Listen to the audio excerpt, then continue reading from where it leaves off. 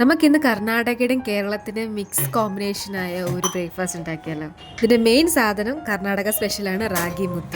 ഇത് നമുക്ക് ആദ്യം കുറച്ച് വെള്ളം ചൂടാക്കണം. ഇപ്പോൾ 1 ഗ്ലാസ് റാഗി പൗഡർ ആണെങ്കിൽ അതിന് 1.5 ഗ്ലാസ് വെള്ളമാണ് ചൂടാക്കേണ്ടത്. ആദ്യം വെള്ളത്തിലോട്ട് കുറച്ച് പൗഡറും അത്യാവശ്യം ഉപ്പും ഇട്ടിട്ട് ഒന്ന് തിളപ്പിക്കാം. അത് കഴിഞ്ഞിട്ട് നമ്മൾ എടുത്തു വെച്ച പൗഡർ ഇട്ടിട്ട് ഒരു 4-5 മിനിറ്റ് അടച്ചു വെക്കാം. അത് കഴിഞ്ഞിട്ടാണ് ടാസ്ക്. അത് ഓപ്പൺ ചെയ്തിട്ട് നല്ലോണം ഒന്ന് ഇളക്കണം. അതിന് നടുക്കൊക്കെ ചെറുതായിട്ട് ഡ്രൈ പൗഡറൊക്കെ ഉണ്ടാവും. അപ്പൊ അതെല്ലാം നമുക്ക് മിക്സ് ആക്കിയിട്ട് എടുക്കണം. അത്യാവശ്യം കുറച്ച് എനർജി ഇടണം ഇതൊന്ന് ഇളക്കിയിട്ടൊന്ന് സെറ്റാക്കി എടുക്കാൻ വേണ്ടി. അത് കഴിഞ്ഞിട്ട് ഇതിനെ നമുക്ക് ഒരു റോളാക്കി എടുക്കാം. അതിന് നമ്മൾ കുറച്ച് നെയ്യ് ഒഴിക്കുന്നുണ്ട് കയ്യിൽ പിടിക്കാണ്ടിരിക്കാൻ വേണ്ടി.